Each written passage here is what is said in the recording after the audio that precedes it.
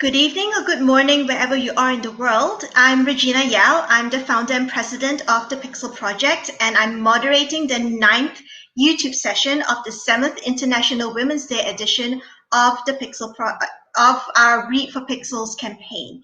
So through Read for Pixels, the Pixel Project collaborates with award-winning best-selling authors from across different genres to raise awareness about violence against women and to raise funds for the Pixel Project to keep our efforts to end violence against women alive and kicking. So we have a fundraiser which we'll be telling you about, and it has lots and lots of exclusive author goodies. And you can find out more about the Pixel Project, violence against women, and what to do to help victims and survivors of violence against women by visiting www.thepixelproject.net. Now, today we have a really special guest, and we're really honored to welcome her. And for our live Read for Pixels discussion and Q&A session, it's the one and only Julia Quinn. Julia is the author of 18 consecutive New York Times bestsellers, including Mr. Cavendish, I Presume, which reached #1 on the mass market paperback fiction list. Her books have been translated into 32 languages, and her most popular series, The Bridgertons, is currently in production by Shondaland as a Netflix series with the first season, The Duke and I, released on Christmas Day 2020 to worldwide acclaim. Julia has also very generously donated some fabulous book bundles to the stash of author goodies we have up as perks for donors at the Read for Pixels Rally Up fundraising page. And these are available for donors in the US only. So if you have not read the Bridgerton series yet, this is perfect for you. You have the first book, The Duke and I, which the TV tie-in paperback edition. And the second one is The Viscount Who Loved Me. And the third book, An Offer from a Gentleman. And so whether you're new to Julia's books, or you haven't read the Bridgerton series yet, or are a huge fan of Bridgerton on Netflix, this is a great way to get started with reading Julia's books. And it's a great way to donate to support the cause to end violence against women. Now, there are 10 of these exclusive book bundles available. 3 have already gone, so there's only 7 bundles left. It's first come, first served. So all you need to do is go to our fundraising page. And Juliana, who's today's chatbox moderator and producer, has already shared the link in the chat box. You can go click to go there. Make your $40 donation, and you can snag one. And you can get a sneak peek of what is coming, sort of, in the second season on Netflix. And you can do that before someone else does. Just a quick note that the books are not signed because the pandemic has wreaked havoc on postal services, everyone. So in the interest of making sure you get your books as quickly as possible without waiting too long, they're going to be sent direct from the warehouse to you so that you can read that before the series, the next season comes out. And right now, we've raised $2,230 towards our $5,000 goal. It's our slowest fundraiser so far because it's in the middle of the pandemic. So please give generously before the fundraiser ends on April 21st, 2021. All funds go towards supporting our work, including this. Julia? What do you have? I had a question. If you go to the, and asking for myself, if I go to the fundraising page, can I just make a donation if I don't want a goodies or a place just to make a donation? Yes, you can scroll all the way to the bottom after the goodies. There's a little button there that says, don't want goodies, just want to donate. Just click that and you'll be able to make a donation. Oh, I just wanted to say right now that I'm going to go on right after this and make a $500 donation. Oh my God, thank you so much, Julia. I'm very happy to do that. Thank you so much. Yes. That is going to help keep the lights on for us as we continue working through this pandemic. And another very important piece of information for everyone out there, if you're watching this session right now, you can actually ask Julia questions, but you need to be logged into YouTube. so that you can type your questions into the chat box. And then Juliana, who's today's producer and chat box moderator, will relay them to me to read out to Julia to answer. But we're also going to have a discussion about Julia's books, Julia's female characters, and so on and so forth today. It's all about romance today, and all about this really fantastic books that Julia writes. So now we are going to hand it over to Julia to read an excerpt, and I believe it's from The Duke and I. Am I correct? It is. On page 45. It's that awesome scene. I'm not going to say more, but it's that awesome scene. It is when our hero and heroine actually meet, which isn't quite if you've seen the show, it's a little different in the book and the show. Although, well, you'll see there's some similarities, but some differences. Okay. All right. Since Simon knew his way around this house, he'd entered through a side door. If all went well, he could slip unobtrusively into the ballroom, give his regards to Lady Danbury, and leave. But as he turned a corner, he heard voices, and he froze.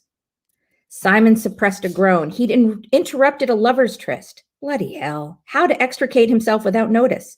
If his presence was discovered, the ensuing scene was sure to be replete with histrionics, embarrassment, and no end of tedious emotion. Better just to melt into the shadows and let the lovers go on their merry way. But as Simon started backing quietly up, he heard something that caught his attention. No. Had some young lady been forced into the deserted hallway against her will? Simon had no great desire to be anyone's hero, but even he could not let such an insult pass. He craned his neck slightly, pressing his ear forward so that he might hear better. After all, he might have heard incorrectly. If no one needed saving, he certainly wasn't going to charge forward like some bullish fool. Nigel, the girl was saying, you really shouldn't have followed me out here. But I love you, the young man cried out in a passionate voice. All I want is to make you my wife. Simon nearly groaned. Poor besotted fool. It was painful to listen to. Nigel, she said again, her voice surprisingly kind and patient, my brother has already told you that I cannot marry you. I hope that we may continue on as friends. But your brother doesn't understand. Yes, she said firmly, he does. Dash it all, if you don't marry me, who will? Simon blinked in surprise. As proposals went, this one was decidedly unromantic. The girl apparently thought so too.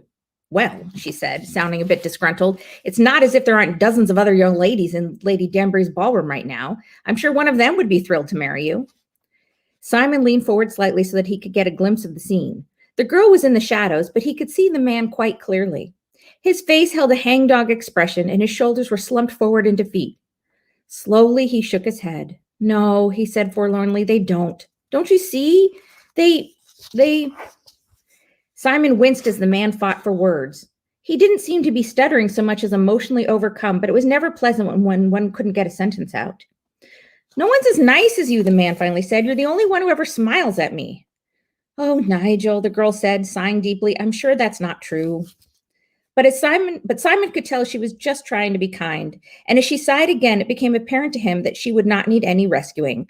She seemed to have the situation well in hand. And while Simon felt vague pangs of sympathy for the hapless Nigel, there wasn't anything he could do to help. Besides, he was beginning to feel like the worst sort of voyeur. He started inching backward, keeping his eye focused on a door he knew led to the library. There was another door on the other side of that room, one that led to the conservatory. From there, he could enter the main hall and make his way to the ballroom. It wouldn't be as discreet as cutting through the back corridors, but at least poor Nigel wouldn't know that his humiliation had a witness. But then, just a footstep away from a clean getaway, he heard this girl squeal. You have to marry me, Nigel cried out. You have to. I'll never find anyone else. Nigel, stop. Simon turned around, groaning. It looked like he was going to have to rescue the chit after all. He strode back into the hall, putting his sternest, most dukish expression on his face. The words, I believe the lady asked you to stop, rested on the tip of his tongue. But it seemed that he wasn't fated to play the hero tonight after all, because before he could make a sound, the young lady pulled back her right arm and landed a surprisingly effective punch squarely on Nigel's jaw. Nigel went down, his arms comically flailing in the air as his legs slid out from under him. Simon just stood there, watching disbelief as the girl dropped to her knees. Oh, dear, she said, her voice squeaking slightly. Nigel, are you all right? I didn't mean to hit you so hard. Simon laughed. He couldn't help it. The girl looked up, startled. Simon caught his breath. She had been in the shadows until now, and all he'd been able to discern of her appearance was a wealth of thick, dark hair. But now, as she lifted her head to face him, he saw that she had large, equally dark eyes and the widest, luscious mouth he'd ever seen. Her heart-shaped face wasn't beautiful by society standards, but there was something about her that quite simply sucked the breath from his body. Her brows, thick but delicately winged, drew together. Who, she asked, not sounding at all pleased to see him, are you? And that's how they meet. That is fabulous. So let's start by talking about your female characters. So all your stories feature complex female protagonists, such as the formidable Lady Danbury, who appears throughout many of your series, including the Bridgertons and the Smiths, capable Billy Bridgerton in Because of Miss Bridgerton, and independent-minded Elizabeth in How to Marry a Marquis. And they are all resourceful and compelling women with agency who do the best with the cards that they are dealt with in life. So who or what are the inspiration behind your wonderful female characters? And they're all so different and unique as well. You know, I don't know. I feel like when I'm creating characters, I create people I would want to be friends with. But I really like the way you describe them as people who do the best with the cards they've been dealt with in life. Because, you know, people do start out in different places and have different, you know, cards that I'm not very articulate right now, cards that they've been dealt with. And all of my characters do start out from a position of considerable privilege. Let's put it that way. You know, I've been writing about, they're not all aristocrats, but they're all certainly in the upper levels of society. But they are all women. And in the early 1800s, or for some of them late 1700s, you know, women are in a much lower spot in society than men. And, you know, it's like, where can they find their agency? What can they do with that? And it doesn't mean that they're going to find equality right then, because that's just not historically possible. I mean, we're not there yet today, so they weren't going to be there then.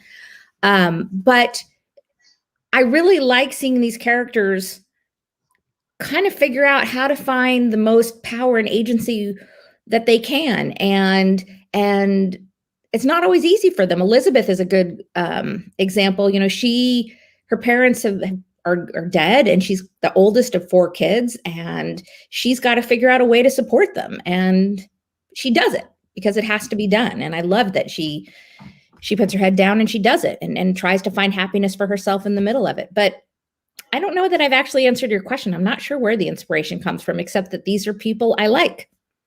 Yeah. Oh, that is, this actually ties in with a question from the audience. Okay. And on screen, and it's Naveen. Naveen, sorry if I mispronounce your name, but Naveen Eldon for Julia. How important is having a strong heroine in your books? I think it's everything. I mean, I don't want to read about somebody I don't love.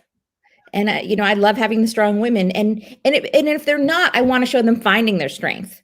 I think that's also important too. You might have somebody who has to find it. But I think that we all want to read about strong heroines. We don't want to read about doormats anymore who have to be saved by the man. And I mean, they're romances. So obviously, you know, and they are heterosexual romances. So obviously, you know, the man and the woman are both very important.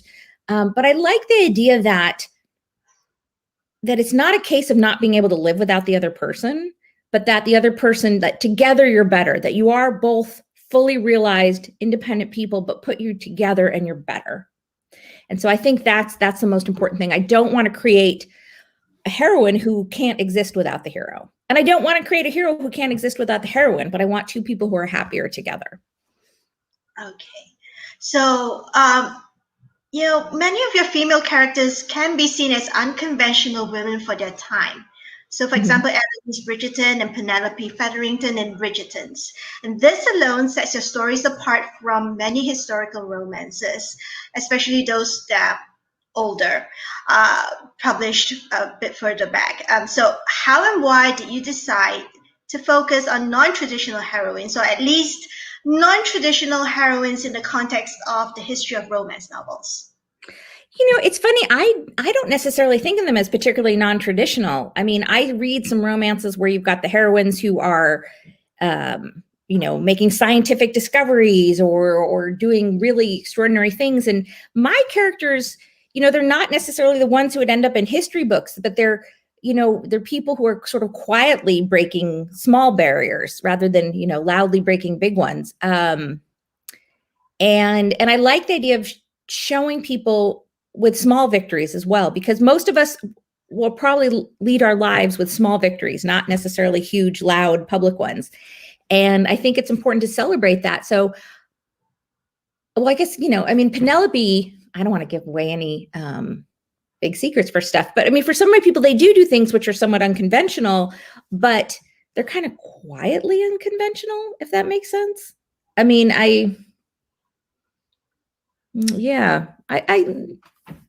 I guess I don't think of them as particularly unconventional. They're just independent, maybe a little bit, a different word. Yeah, and like Nicola Coughlan, who plays Penelope, says, in her op-ed, which is a brilliant op-ed. I hope That's everyone wonderful. sees it. It's on Julia's page on Facebook, and basically she noted that her role shows women are complex, aged selves on screen, and certainly the series has amplified the feminist aspect of your books. And what I love is they show the soft power of women's gossip. That's like one of my favorite scenes in the whole series, which is they show how gossip women exercise their soft power, and how Eloise, Penelope, Daphne, Lady Violet, and Lady Banbury are fully conscious of having to navigate the patriarchy. So was including feminism and female complexity in the series adaptation something that you had discussed with the showrunners and producers when they consulted you about the books?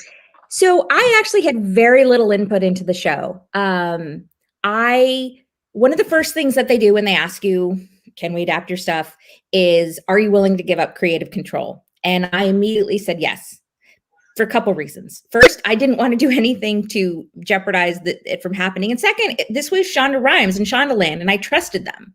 I'm not going to tell Shonda Rhimes how to make television. She knows way better than I do. So I didn't talk to them about it, but I've seen her body of work. And so I trusted that would be something that was important. I wasn't worried about it at all. And I love that they highlighted this. And, so often we're always like, oh, gossip is a terrible thing. It's, and yes, gossip can be a terrible thing. But, if you are somebody whom society has sort of pushed into a corner and taken power away from, and if that is your only power, the power of the spoken word, then use it. And that's what they did. They're like, okay, we have this problem, in the show where Daphne was going to have to marry Nigel, kind of a different Nigel than the one in the book. His character changed a lot. And the women, they were the ones who realized this is horrible. Her completely clueless brother's like, oh yeah, he'll be fine. You can fall in love with him, right? And the women are like, no, we can't let this happen. And they're like, what do we have within our power to stop it? And I love that you called it soft power, because it kind of is. It's a soft power. It's like, okay, we can make this happen, and we can use the tools in our disposal. And they use these tools brilliantly. And, one can look ahead through time and realize that, okay, eventually we'll reach a time when women don't have to do that in order to get out of a bad marriage. But that's what the time was then. And these women grabbed everything, all of their tools, and made it happen. And what I really loved also was that little instance where Lady Violet and Daphne's maid just looked at each other and said, we can do this, when they were discussing this. And it cut across class, basically just showing that, we're in this together. And that was wonderful. So in relation to now that we're talking about the series for a little bit, there's a question from the audience. Okay. All right, so Missy 306 asks, what was the process of observing your written stories becoming a media adaptation like, and how excited were you with the show's success? I heard there's going to be a second season, and congratulations about that from all of us. I'll talk about the second half of that first, which is so excited. Oh my gosh. I mean, I think I was pretty sure I knew it wasn't going to be a flop. I mean, I was pretty confident that it was going to do well, that it was going to be received well. I knew there were a lot of romance readers who were dying for something like this. I was not expecting it to be as huge as it was. I believe, it's now officially Netflix's most popular show ever. I mean, it's crazy. And every day there's some sort of mention of Bridgerton in some other cultural, it's in late night jokes. I mean, it was on Saturday Night Live. I see, people making custom funny doormats that say, if you're not the Duke of Hastings, go away. It's crazy to me that that's happening, but it's really incredible. And it's also bringing in a lot of people reading the books who never even knew about them. And not just in the United States, book sales worldwide have gone up. I mean, I keep saying it's crazy, but it really feels crazy. The first part of the question, what was it like observing it becoming a media adaptation? Again, also wonderful. For me, the process was a little different than, say, for the viewer, because I read the scripts before and then I saw some of it being filmed, and then I actually saw the show. So it was a longer process for me than, the people who just read the books, then all of a sudden got to see the show. So before I saw the show, I knew what was happening. And it was interesting when I visited the set, of course, everyone kept saying, like, what's it like seeing your characters come to life? And it's amazing. But what was really the most fascinating part of it to me was the fact that there were so many people working on it. I mean, you go to the set and there are hundreds and hundreds of people. I mean, when you watch the show, you see the actors, but there's also the directors. There are the makeup guys. There's the lovely guy who makes the lattes for everybody. I had 4 in one day. They were delicious. There are people running back and forth doing things. I don't even know what they're doing. And you realize that all these hundreds of people are working on something that started out in your brain, in my brain, and that's it, just me.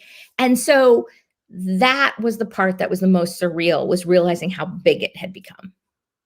Okay. So going back to talking about your female characters and writing female characters. So when you write your books, do you ever feel pressured by cultural and social expectations and historical convention to make your female characters relatable and likable, especially as most of them are set in the past when expectations for women were different? I mean, I do want them to be relatable and likable, because we do have, I am writing for a modern audience, and it's not even just the characters, but the books in general. I mean, if you read a Jane Austen novel, which is set in roughly the same time period, they're not easy to read. She wrote for her modern audience, her contemporary audience, who put words together differently, who read differently. Those books, that you don't read them quickly. I mean, one of my books, I hope it's a fast read. I try to write in a way that you can read it, and quickly, and you're not like having to stop and look at a sentence to figure out what happened. And the writing, I think, is more complex than that. And so that's part of writing for a modern audience. And I want them to be relatable. I want modern women to see something in these characters that something that they can see themselves in, even if those characters are placed in situations that we as modern women wouldn't be in today. I want to do something where you can still identify with them. So yeah, it is important to me to make them relatable. They may have goals that we wouldn't have today, because there are different options for us today than there were then, and they are bound by different rules and conventions than we have today. But I think certainly not everyone, but most of us are still, we're still guided by this desire for love and companionship. And I think that desire plays itself out, today, and it played itself out then. And so I think people can relate to that. So let's talk about heroes, the heroes in your books. And everybody, so we're going to be talking about the heroes in Julia's books. So why don't you all type out in the chat box who your favorite Julia Quinn is, and we can give some shout outs to some of your favorites. So over the past 10 to 15 years, the hero in many romance books has significantly evolved, and we are actually seeing a far wider range of male characters as well. Mm-hmm. And we see that in your books from the late Viscount Bridgerton, who was by all accounts an affectionate and stable family man before his untimely passing due to a bee sting, to Marcus in Just Like Heaven, who has a sweet tooth, wants to live a quiet life, and has always treated Honoria, I think, well, to James in How to Marry a Marquis, who is a retired spy with a fantastic sense of humor. Do you think reframing how stories describe men away from the hostile and toxic stereotypes and towards complexity and even vulnerability can be one of the ways that romance writers can break away from tropes that promote toxic masculinity and the dehumanization of women? Yeah, I kind of would joke that I always wanted to write a bad boy hero, and then they would go and do something really nice. And I realized, in my life, I've never been attracted to the bad boys. I've always, the guy I married is the ultimate nice guy. I mean, he's just the nicest person.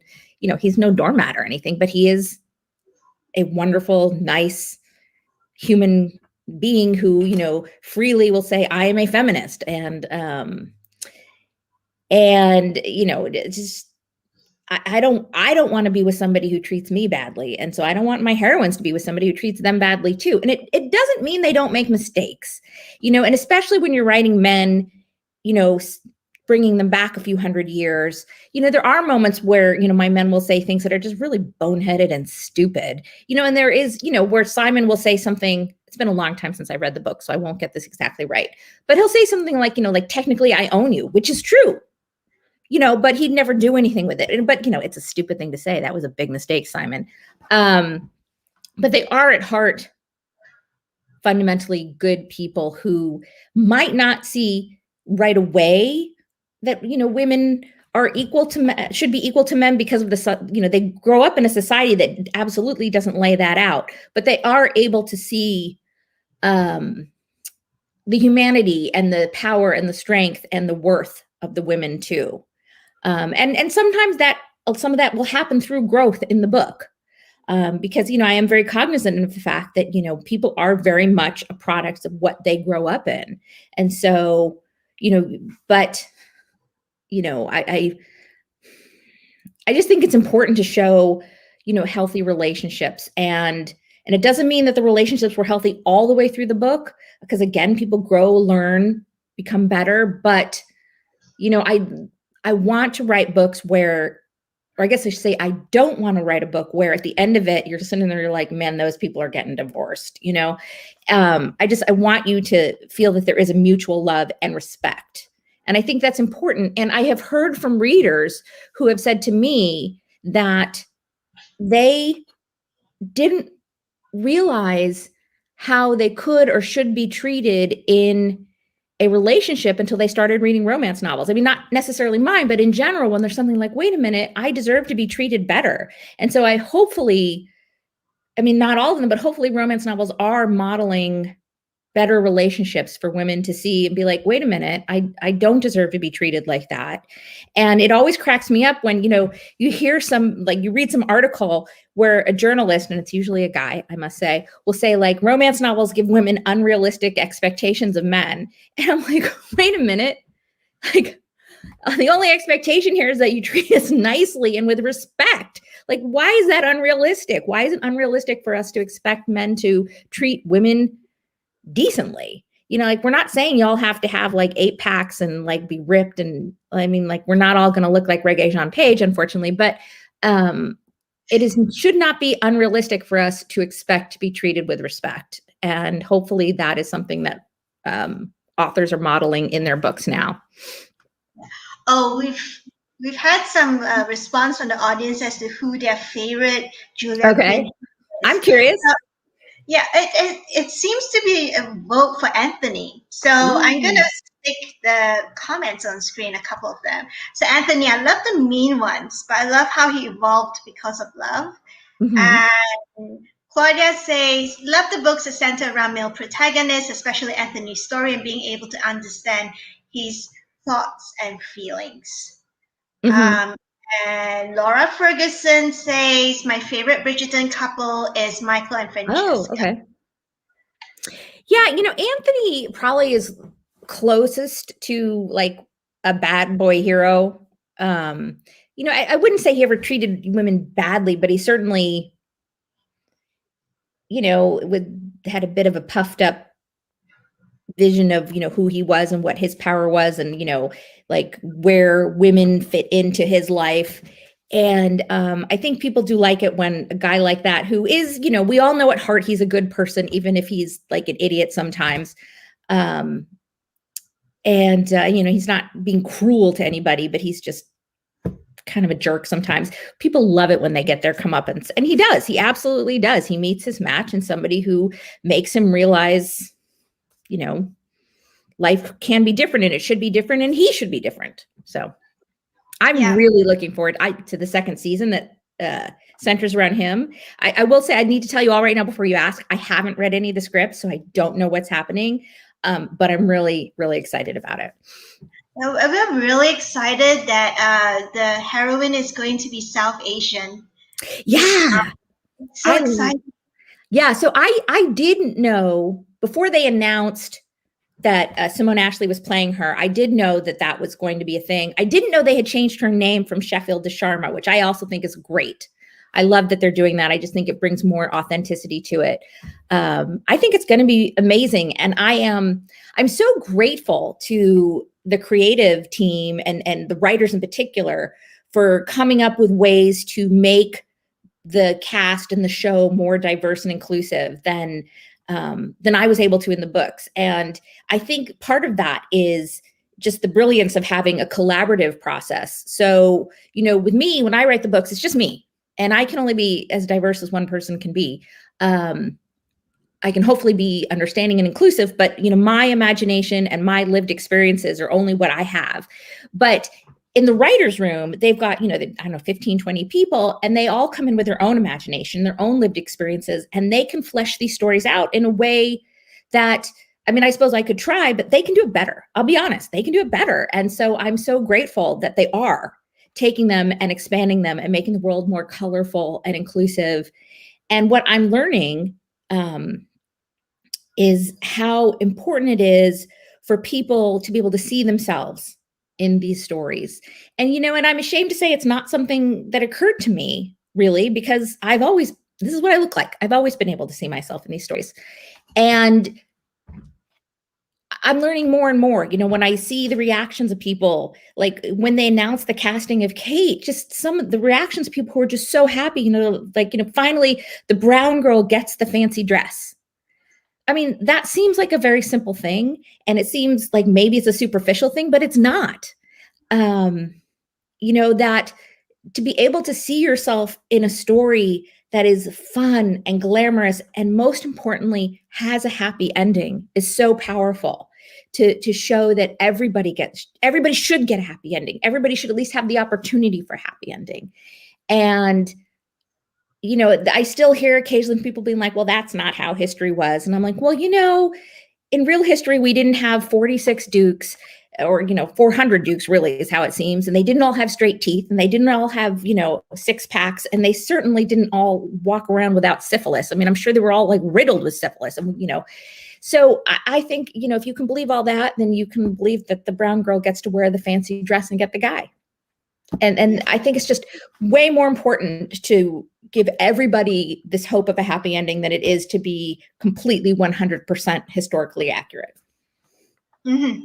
So let's talk about genre, because you mentioned just now, journalists said that romance novels give women unrealistic expectations about relationships.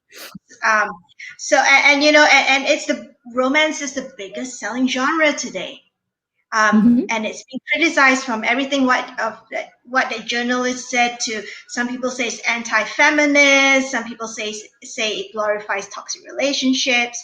But your romances are inherently feminist because they're one part swoony romance, and some of them are one part feminist history lesson, through which you highlight subtly sexism, misogyny, and violence against women, and the limited options that women have for steering their own lives, especially when things go wrong.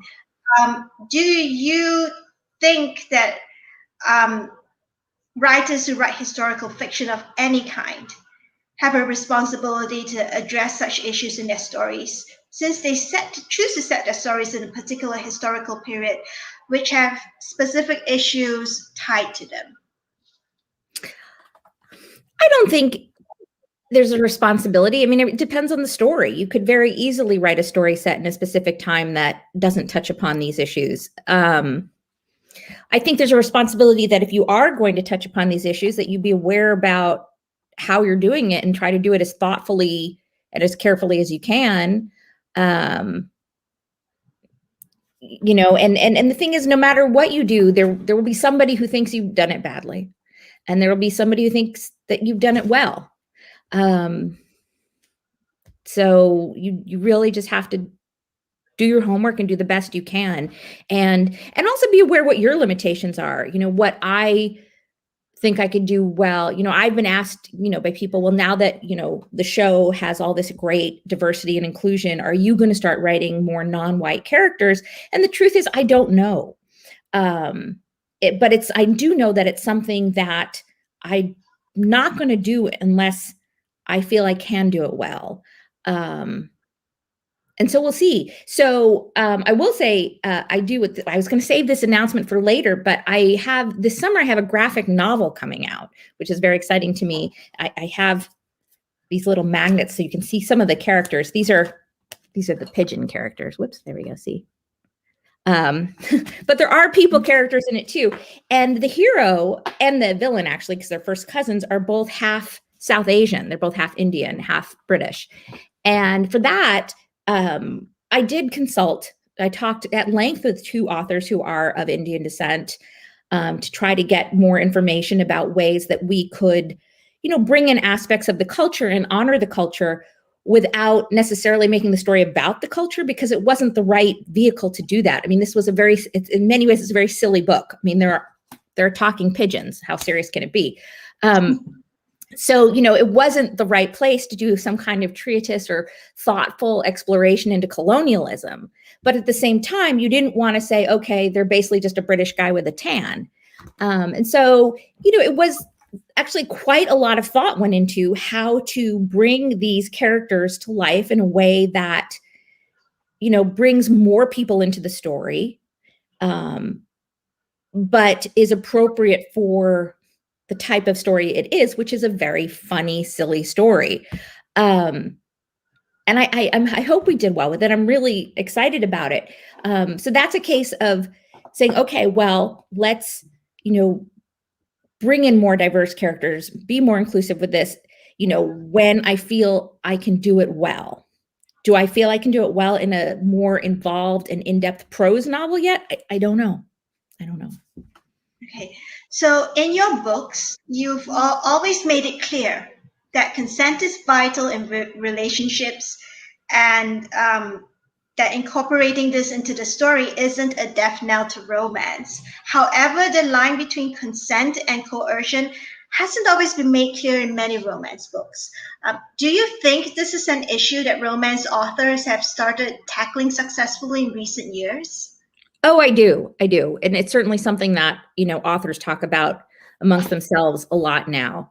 And even reading it now, you'll see not just consent, but explicit consent becoming more and more part of, you know, something that you see in books. And I can see it in my own books too, you know, in terms of just issues of consent becoming more and more explicit. Yeah. So let's take a few questions from the audience. So I'm going to scroll up. They're all very excited about Bridgerton. They're chatting amongst themselves. So some of them are asking about your other books. Okay.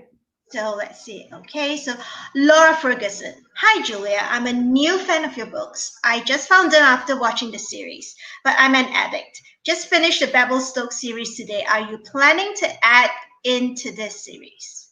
Oh, so that one, you know, I've always had Winston's always been on the radar, and oh boy, I think his name's Edward. Harry's younger brother has always been on the radar too. And those are two people I've always really thought I will someday get to. I don't think it's going to be next. I think I finally figured out what I'm doing next, which I'm not telling because it's still a secret, but I don't think it will be that. But they're definitely in my head. I promise. Okay. And I'm glad you like the Bevelstoke series. It's interesting. What happens in London is the book that I actually, if somebody asked me which of my books they should try, if they've never read a romance novel, I always recommend What Happens in London. And I'm not even sure why. It just seems like in many ways, it's not what somebody expects. And I think that's kind of a nice thing, because I think people who haven't ever read a romance novel have kind of weird expectations about what they're going to get, and that it's usually not it. And so I like kind of messing up their expectations. Okay. And Claudia started reading your books after watching Bridgerton on Netflix, and I love all your books. Will you write stories for the rest of the Hotchkiss family from How to Marry a Marquis? I don't know. That one, I feel like that was so long ago in my head that I don't really know them that well anymore. I mean, those books, I would have actually written those books when my husband was still in medical school. So in like the mid to late 90s. And I don't go back and reread my books much. That I don't know. I have like brought them back as little side characters occasionally. So they have popped up in a couple places. And one thing you can do is if you go to my website, every single book has its own page, and every single book page has a section called Inside the Story. And it's really fun. I love putting it up there.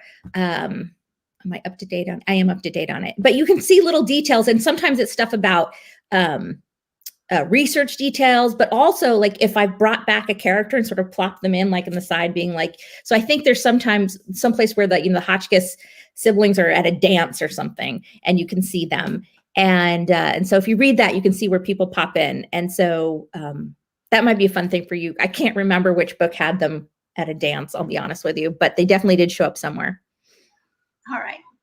So, we were talking about genre, and do you think that the criticisms and misconceptions, and I'm going to emphasize this, these are all misconceptions of the romance genre, persist because of the astonishing popularity of romances, whether they're adult or YA, such as Twilight and 50 Shades of Grey, which appear to perpetuate the myth that stalking and abusive behavior is quote-unquote romantic? If not, why do you think these stereotypes about the genre persist? I think, the main reason is that it's female centric, and our society has kind of trained us to think that things that are female centric are lesser than the things that are male centric. These are books that are consumed primarily by women. They're written primarily by women. They're edited primarily by women. And so our society likes to put them down. Even women will put them down too. And, but I think we're starting to break out of that. What's really funny is that I think that a lot of people saw Bridgerton on Netflix, and I want to give a big thank you to the women who wrote the comments I just read, because it is so exciting to me to hear from readers who found me through the show and are now going on and reading other books, not just the Bridgerton series. So thank you. That's so exciting.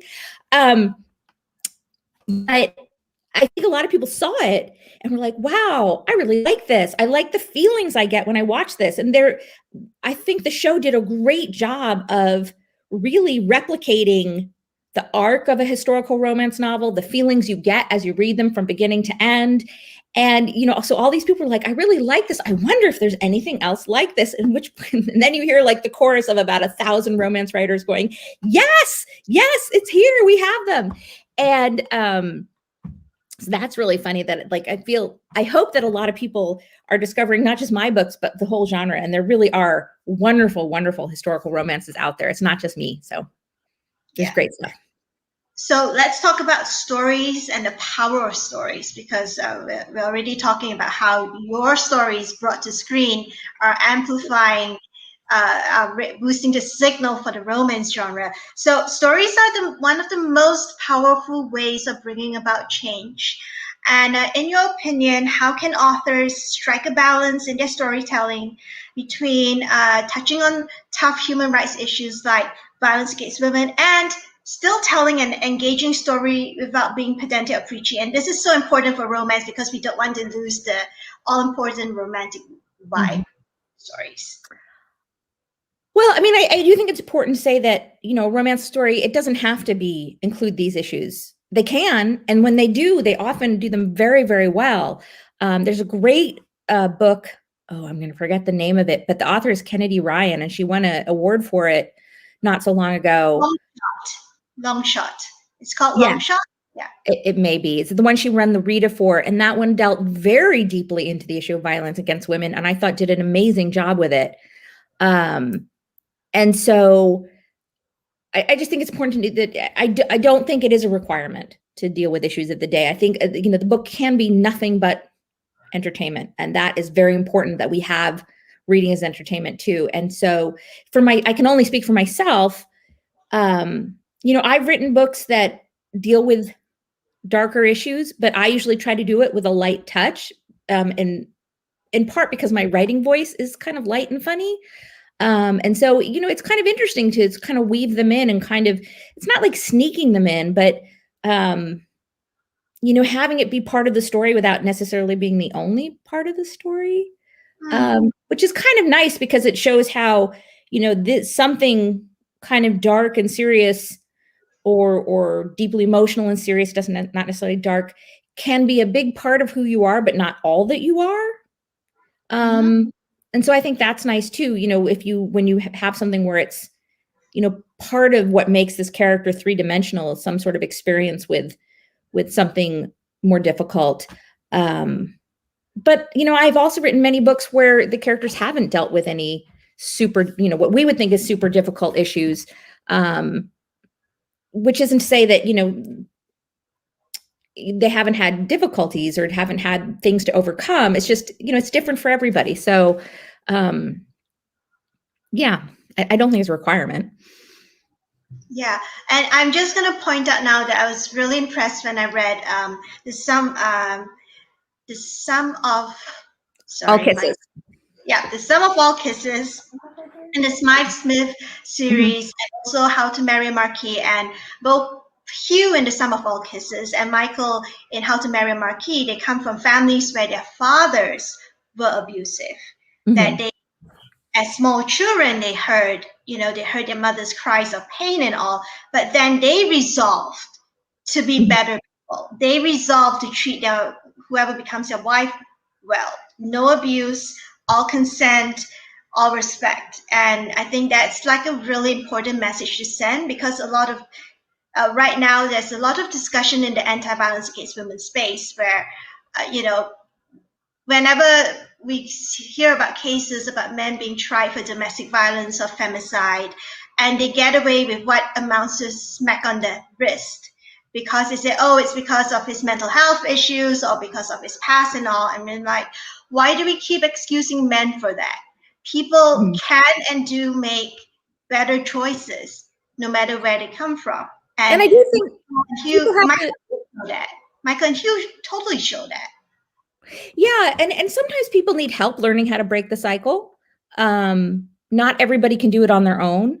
In these cases, these are people who had, other relationships in their life that, not necessarily a parental relationship, but just somebody to help them not feel so alone. I think if a person gets support from any type, a friendship, a neighbor, something to make them feel that they are alone, that they're not alone, they can start to make better choices, and realize that there are other role models in life.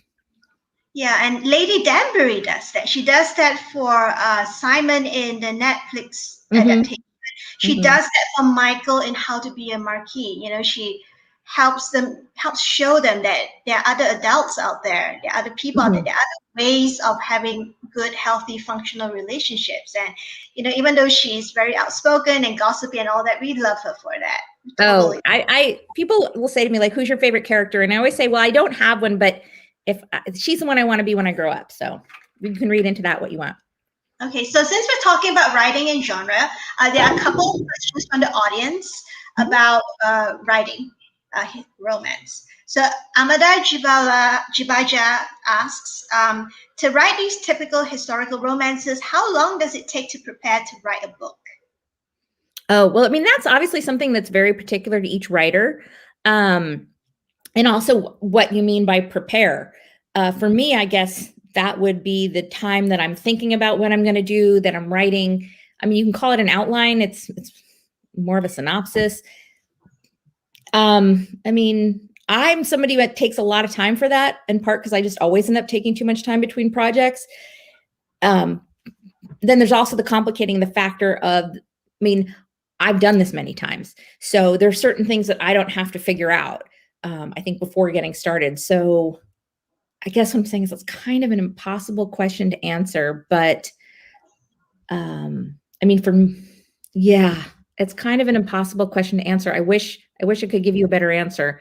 But I will say, if you are hoping to become a historical romance author or an author of any sort, one thing to remember is that the writing process is different for every single author.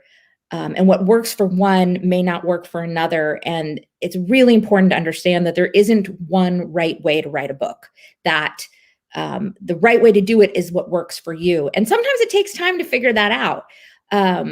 But like I have a friend who writes such a detailed outline. It's like 70 pages long. It's practically a book. I mean, then she fills things in. I have other friends who say they can't do anything ahead of time. They just start on page one and go. And I'm somewhere in between.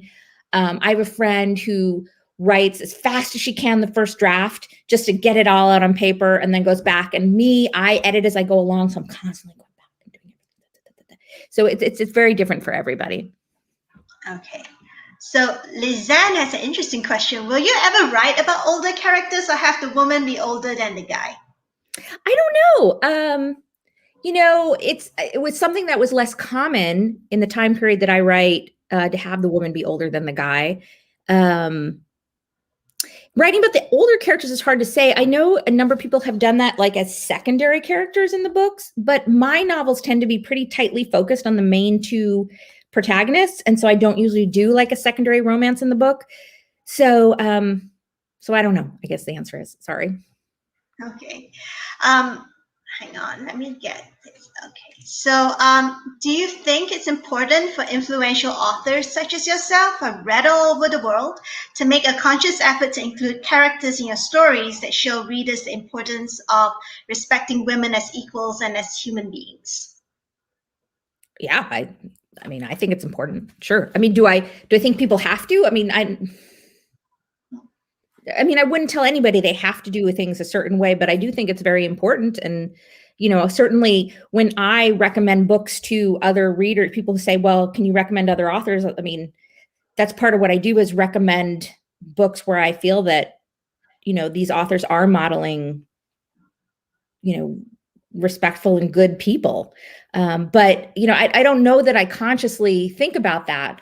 It's more just, these are the books I like. I mean, I like books where, you know, you see women treated like human beings who are worthy of respect. So I don't know that it's a conscious thing I'm doing, like, oh, I need to do it this way. I think it's just what I do.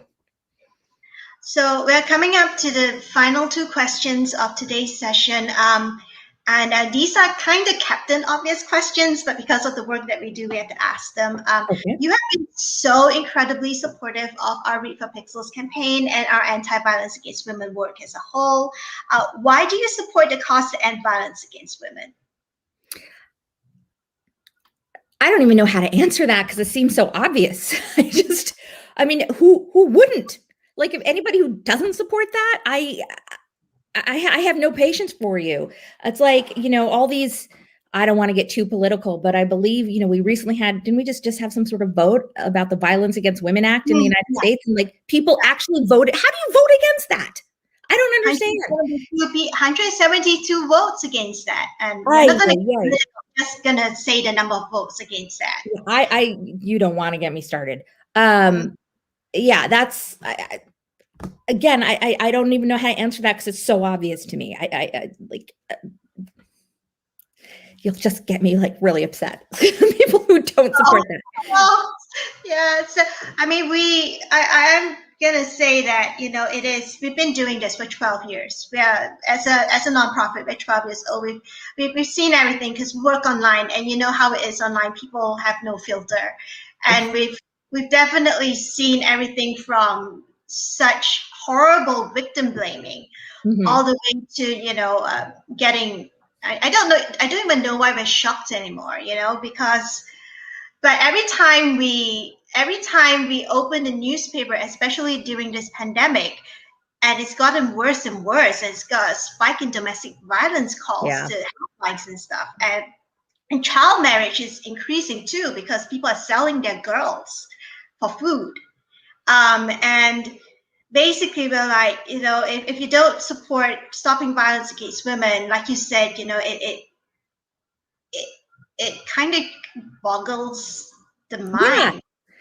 Yeah. I mean, I guess the only question is like, is this something that you're making as a priority in your philanthropy or your, whether it's your giving of your time or your money or your energies, but how somebody could not be supportive of that, I just don't understand. I absolutely do not understand.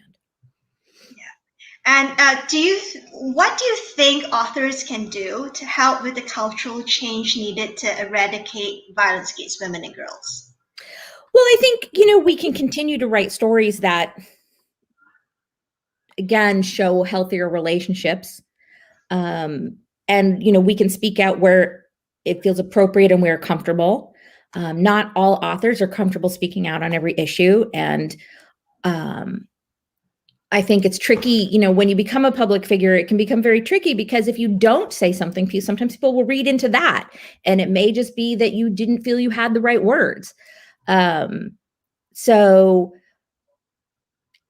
I think, it's sort of like, we mentioned earlier, you've got my heroines using the tools that they have in the time that they're in. Well, I'm going to try to use the tools I have in my space. I have certain soapboxes now. I have certain exposure. I have more people listening to me than I ever have before. And I know that people don't necessarily tune into me for political or social issues. That's not what I do. So I don't want to turn my social media and my platform into something that's completely about issues not relating to books, because I do understand that that's why they're there. But I do bring up issues sometimes that are very important to me. And, to let people know, like, yeah, the person who created the story that you like, this person has opinions and thoughts too. And, whenever I do that, there'll be somebody saying, I didn't come here to listen to your politics. You should shut up and just write books. And it's like, well, no, I'm not going to just shut up and write books because I have thoughts and feelings too. So I kind of, I do kind of straddle a line on how much I do post about issues that are not necessarily about the books or the show, but I do. And I pick and choose very carefully what I talk about and how much, and some of those issues do have to do with issues involving health and well-being and, issues of violence. And, I have spoken up about how important I'm a strong proponent of greater gun safety measures. And whenever I bring up something about that, sorry about that. My mom called. And, I'll lose followers every time because there's, people who are very much against stronger gun safety measures, and they are very passionate about that. But it's important that I say what's important to me too. Yeah, it is important. And we thank you so much for supporting our work. Oh, we have a really, to wrap up this portion of the event, we have a really nice comment from the audience. So Naveen says, I think Julia should give herself credit. Her books are amazing and have got me through some hard times. Thank you. And that I have heard things like that from people before, and I can't tell you how much that means to me, because I'm somebody who has, in hard times too, had moments when I read a book for pleasure, not necessarily to find out something deeper about myself, to find out something deeper about society, but just for pleasure, to enjoy a moment. And it has helped me in times when, I wasn't able to find pleasure in normal life activities. And so whenever I hear from somebody who tells them that my books have helped them, even in some small way, get through a difficult time, it is incredibly special to me. So thank you. Thank you so much for taking the time to tell me that. All right, so I'm going to put myself back on screen. So everyone who's joined us a little late, I am that distant voice chatting to Julia behind the scenes. She has a face. Thank you everyone for being with us today, for joining us for this really special hour with Julia. And she has, just to let y'all know, if you've come in late, Julia has generously donated some fabulous Bridgerton book bundles to the stash of our author goodies that we have up on our Rally Up fundraising page. And these are available for donors in the US only. So if you're in the US, we have about 7 bundles left. I'm not sure.